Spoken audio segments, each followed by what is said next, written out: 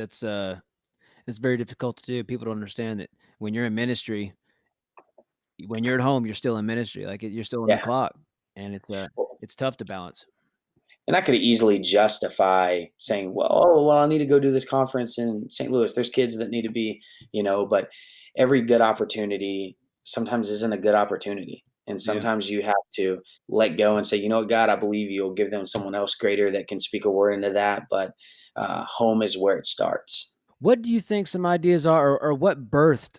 I know your own experience, but like, where did you get ideas of things that you're doing now proactively in communities that other people, whether it be youth pastors, lead pastors, or just lay people in the church, like, what can you give them as advice to, because it's sometimes just hard to talk to people. You know what I mean? It's a very Yep. simple thing, but it's hard to approach people because you want to bear Christ. You want to be, we're church people, but that will make people turn away faster than anything. Right. So Right. what could you give them as a path that would be beneficial for both sides to win them over, but also for the people who don't know God, or the young people specifically that we're talking about? It's kind of, for example, so I'm also the defensive coordinator for our town's football team. So I wear a lot of different hats. Um, the thing that I can say is this: it's got to be done out of love.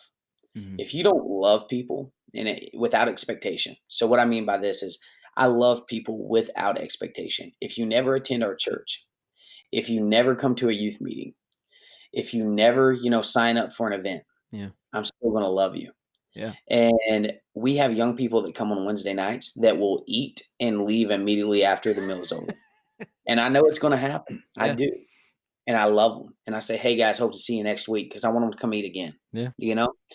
And we are living in a generation right now where everyone thinks numbers mean success, Absolutely. and numbers don't mean success. Numbers are good, and we should always want to strive to have more young people and people coming and finding Christ and being saved, but we can lose focus with just the 5 that Jesus may give us. Yeah. And if we can ingrain into those 5 everything that the Lord has put into us, into them, so that they can grow inwardly, then we will grow outwardly. Yeah. And I think a lot of times we overthink things. I think we believe that programs and lights and all these things are going to win people. And don't get me wrong, I do all these things. Right. I do. But the biggest thing that I do is that I care about them.